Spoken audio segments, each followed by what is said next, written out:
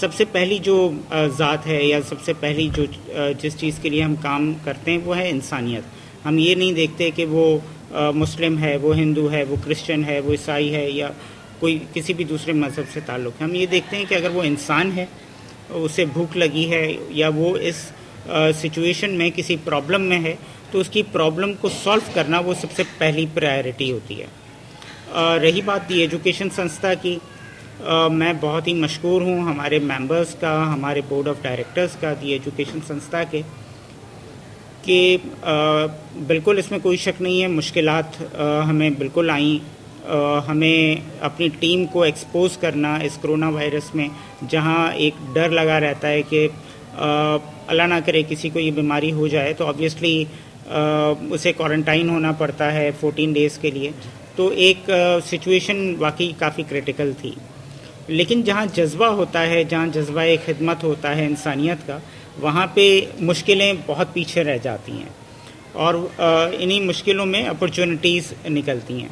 दी education संस्था के तमाम मेंबर्स ने अपॉर्चुनिटी को देखा, दर्द देखा इंसानियत के लिए और तकलीफ़ महसूस की। स्पेशली कुछ हमारे घर ऐसे हैं जहाँ पे कैंसर पेशेंट्स हैं, जहाँ पे कुछ ऐसे लोग हैं जो फालिज का शिकार हैं और बहुत सारी बीमारियां हैं।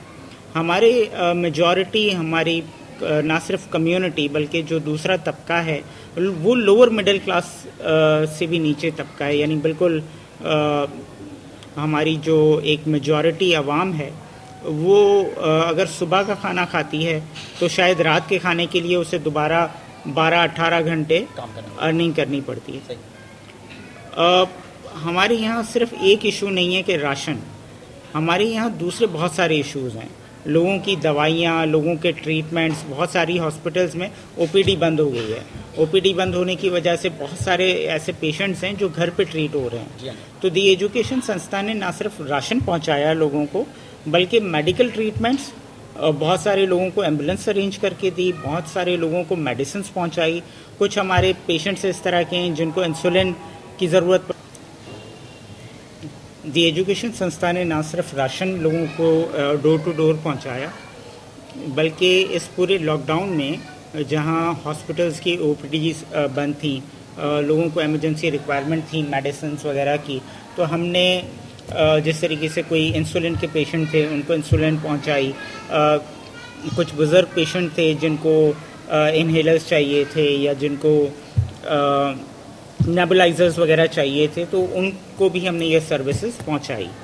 रही बात दी एजुकेशन संस्था की टीम की, हमने कोशिश की कि हत्ता मुमकिन जितना पॉसिबल हुआ हमसे, हमने अपने आप को सिक्योर किया, हमने अपनी टीम को सिक्योर किया और सारे प्रिकॉशंस लेने के बाद हमने ड्राइव की। शुरू हमने किया जैसे ही लॉकडाउन हुआ, 23 मार्च 20-22 मार्च को लॉकडाउन शुरू हुआ। उसके बाद से हमारे सामने चैलेंजेस आना शुरू हो गए। उसके बाद हमने कोशिश की, डिफरेंट लोगों से रब्ता किया।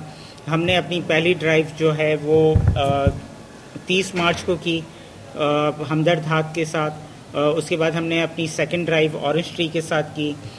उसके बाद जब हमारे पास ज़्यादा रिक्वेस्ट आने लगी तो हमने अपनी टीम मेंबर्स को सिंक किया। अपनी मदद आपके तहत हमने कुछ फंड्स जनरेट किए और हमने अपनी मदद आपके तहत मैक्सिमम लोगों के लिए खुद राशन परचेज़ किया। एक एजुकेशन संस्था ने एक काम बहुत अच्छा किया कि हमारे पास जो डेटा आया था उसमें हमने कैटेगराइज कर लिया। उसमें हमें ये पता चला कि जिस फैमिली में ज़्यादा मेंबर्स हैं, सपोज़ 8 अफराद हैं, 9 अफराद हैं या उससे ज़्यादा हैं, उन फैमिली के लिए हमने अलग लिस्ट बनाई। जहाँ पे कम अफराद थे, 3-4 अफराद थे, मियाँ बीवी बच्चे, तो वो 4-5 अफराद थे, तो हमने क्या किया, राशन भी उस तरीके से डिस्ट्रीब्यूट किया। जहाँ ज़्यादा राशन की ज़रूरत थी, ज़्यादा फैमिलीज़ थी, तो हमने कोशिश की कि वहाँ पे उनको उस तरीके से डील किया जाए।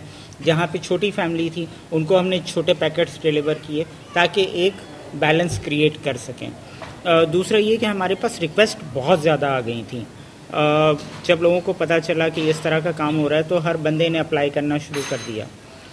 फिर हमने उसमें से क्योंकि ऑब्वियसली लॉकडाउन इतना तवील हो गया, 1 महीना हो गया, अगर किसी के पास कोई सेविंग थी भी तो ऑब्वियसली हद से हद हफ्ते, 2 हफ्ते, 3 हफ्ते में वो सेविंग्स उनकी एग्जॉस्ट हो गई। मैं एक सवाल आपसे पूछना चाहूँगा, सॉरी। एक तो आप गुरु गादीपति है और दूसरे जो दी एजुकेशन संस्था के मेंबर भी है। अच्छा, कई लोगों का ये मानना है कि आप ये सब कुछ अपनी और संस्था की मशहूरी के लिए कर रहे हैं, कैसा है? देखें, असल में दुनिया आपके बारे में क्या सोचती है ये दुनिया पे डिपेंड करता है। हमारे अगर पर्सनल इसके अंदर कोई मोटिव होते तो हमारे जो 11-12 डायरेक्टर्स हैं दी एजुकेशन संस्था के, वो हर कोई अलग अलग काम करता, लेकिन ऐसा टेक्निकली है नहीं। इस वजह से नहीं है कि हम एज अ टीम काम करते हैं। दी एजुकेशन संस्था को बिल्कुल प्रमोट करना चाह रहे हैं, दी एजुकेशन संस्था को सामने लाना चाह रहे हैं। दी एजुकेशन संस्था हमारी कम्युनिटी में वाहिद, मैं कहूँगा, एक ऐसी ऑर्गेनाइजेशन है जिन्होंने बच्चों को गुजराती सिखाई, जिन्होंने बच्चों को कंप्यूटर की एडवांस प्रोग्रामिंग सिखाई। दी एजुकेशन संस्था लोगों को काउंसलिंग कर रहा है, उनकी करियर डेवलपमेंट कर रहा है बहुत सारे बच्चों की। दी एजुकेशन संस्था जो लोगों के हमारी कम्युनिटी के बच्चे हैं जो पढ़े लिखे हैं, उनको एंटरप्रेन्योरशिप के ऊपर ट्रेन कर रहा है। दी एजुकेशन संस्था बहुत सारे लोगों को बिजनेस अपॉर्चुनिटीज़ प्रोवाइड कर रहा है। तो अब मसला ये है कि लोगों की जो सोच है कि ये अपनी मशहूरी के लिए कर रहे हैं या किसी और चीज़ के लिए कर रहे हैं, ये एक छोटा सा एक ग्रुप है जो इस तरह की इंफॉर्मेशन फैला रहा है। अच्छा, उसकी भी कुछ वजह लोग इसको अपने तनाजुर में देखना चाहते हैं, जबकि हमारा मकसद जो है वो कम्युनिटी को सर्व करना है। हमारा मकसद लोगों तक इस प्रॉब्लम की सिचुएशन में उनको हेल्प करना है। यहाँ किसकी मशहूरी हो रही है, किसको क्या वो मिल रहा है, वो अच्छा, ये खसलत हर कौम में पाई जाती है। जब कोई अच्छा काम कर रहा होता है तो इसकी टांग खींचने में आती है, ऐसा क्यों है? देखें, अगेन वही बात आ गई, ये दोनों बातें आपस में लिंक्ड हैं। जो इंसान कुछ नहीं कर सकता वो बातें कर सकता है, और आप लोगों के सोच पे या उनकी ज़बानों पे आप नहीं कंट्रोल कर सकते। हाँ, अलबत्ता जो कुछ कह रहा है, 100 में से अगर 2 लोग गलत कह रहे हैं तो एटलीस्ट 98 लोग अच्छा भी कह रहे हैं। तो हमें अच्छाई की तरफ देखना चाहिए। अगर कोई गलत कह रहा है तो ऑब्वियसली हो सकता है वो उनकी सोच में हो। और मैं आपको एक बात आज क्लियर कर दूं, अगर दी एजुकेशन संस्था जो काम कर रही है, आपके तवज्जुह से ये मैसेज मैं पूरी कम्युनिटी को दे रहा हूँ, अगर किसी को लगता है कि हम कुछ गलत कर रहे हैं, वो सामने आए और हमें बताएं कि जो काम हम कर रहे हैं उसमें क्या चीज़ गलत है। ठीक है, घर बैठ के फेसबुक पे या दूसरी चीज़ों पे कमेंट करना बहुत आसान है। आप हमसे पूछें, जब हम रात को बाहर निकलते हैं तो हमें कितनी प्रॉब्लम का सामना करना पड़ता है। ठीक है, तो जो कमेंट कर रहा है उस बेचारे को तो नहीं पता ना कि वो किस प्रॉब्लम हम किस तरीके से लोगों को सर्व कर रहे हैं। उसके लिए तो अपना एक जहन बना लेना बहुत आसान है, लेकिन बाहर निकल के लोगों को सर्व करना, एक टीम को साथ लेके चलाना, पूरे अरेंजमेंट करना, ये एक बड़ा टास्किंग काम है, इसके अंदर मेहनत लगती है। तो बातें करना बहुत आसान है, लोग हज़ारों बातें करते हैं, उनको करने दें। हम अपना काम कर रहे हैं, खिदमत कर रहे हैं। सर, एक सवाल, हमारे जो गुंजान इलाका है, जैसे वहाँ पर बहुत ज़्यादा कंजेस्टेड एरिया है, बहुत ज़्यादा रश है, उसके बारे में आप कुछ ऐसे मैसेज देना चाहेंगे? देखिए, हमने अपनी पहली वीडियो में एक बात बहुत ही वाज़े तौर पे बताई थी, इस बीमारी को समझने की ज़रूरत है। ये कंटेजियस बीमारी है, एक से दूसरे को लगती है, दूसरे से तीसरे को लगती है। हमारी जो कम्युनिटीज़ हैं वो गुंजान आबाद सोसाइटीज़ हैं, इलाके हैं। हमने हत्ता मुमकिन कोशिश की कि लोगों को एजुकेट करें कि अगर वो बाहर से आते हैं तो अपने हाथ धोएं, सैनिटाइज़र यूज़ करें, और सबसे बड़ी चीज़ ये कि आइसोलेशन, समाजी दूरी इख्तियार करें। लेकिन क्योंकि हमारे कम्युनिटी का एक सबसे बड़ा मैटर ये है कि लोग समाजी दूरी नहीं इख्तियार कर सकते। बहुत ज़्यादा सोशलाइज करने के आदी हैं, कचहरी करने के आदी हैं, हर इलाके में या जो भी हमारे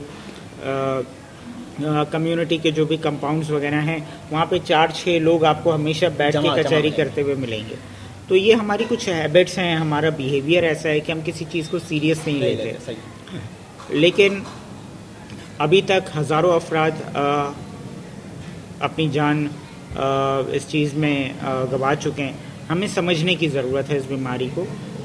हमें जो भी हमारे गवर्नमेंट ने हमें एहतियात बताई है उसके ऊपर अमल करने की ज़रूरत है। हमें इसको कैजुअल नहीं लेना चाहिए। भगवान ना करे अगर इस बीमारी ने हमारे किसी एरिया को टच कर लिया तो हमारे लिए बड़ा मैनेज करना बहुत मुश्किल हो जाएगा। सर, हमारी कम्युनिटी में बहुत सी ऐसी महिला है जो इलिटरेट है, अनपढ़ है, जिनको इन बीमारी के बारे में कुछ इल्म नहीं है, तो आप उनके लिए कुछ मैसेज देना चाहेंगे ताकि वो इस चीज़ को लेके चलें? देखें, ये सवाल बहुत अच्छा है और इसको भी हमारी जिम्मेदारी है कि हम घर घर तक पहुंचाएं। हर घर में इंटरनेट नहीं है, हर घर में टीवी नहीं है, हर घर में वो फैसिलिटीज़ नहीं है जो होनी चाहिए। दी एजुकेशन संस्था की पूरी कोशिश है कि हम लोगों तक ये मैसेज पहुंचाएं कि एक जो औरत है वो घर की जिस तरीके से देखभाल करती है, वो जिस तरीके से घर को लेके चलती है, एक औरत का रोल बहुत इम्पॉर्टेंट है, बहुत इम्पॉर्टेंट है। औरत घर को घर बनाती है, तो औरत बीमारी से भी बचा सकती है। औरत अपने हस्बैंड को मैनेज कर सकती है, बच्चों को मैनेज कर सकती है, बड़े बुजुर्गों को सबको मैनेज कर सकती है। औरत एक ऊपर वाले ने एक ऐसी शय बनाई है जिसकी सब बात सुनते हैं, कभी माँ के रूप में, कभी बेटी के रूप में, कभी बहन के रूप में, कभी बीवी के रूप में। तो औरत चाहे तो हमारी कम्युनिटी में बड़ा अच्छा रोल प्ले कर सकती है। औरत चाहे तो हस्बैंड को मेंटेन कर सकती है। हमारे यहाँ लोगों की आदत ऐसी है कि वो अगर घर में बैठे बैठे बोर हो गए तो वो बाहर जाना पसंद करते हैं। औरत उनको मैनेज कर सकती है घर में, ठीक है, इंगेज कर सकती है। हमारे लोगों को वैसे ही इतना घर में टाइम रहने का नहीं मिलता कि वो घर के साथ इतना वो कर सकें। एक बहन के रूप में, एक माँ के रूप में छोटे बहन भाइयों को, बच्चों को समझा सकती है। हमारी कोशिश ये है कि हम अपनी औरतों को देखें। इलिटरेट होना पूरी दुनिया में ये बीमारी चल रही है। यूएस से ले लें, जर्मनी ले लें, इटली का बहुत बुरा हाल है, स्पेन का बहुत बुरा हाल है। एक औरत का बहुत मेजर रोल है।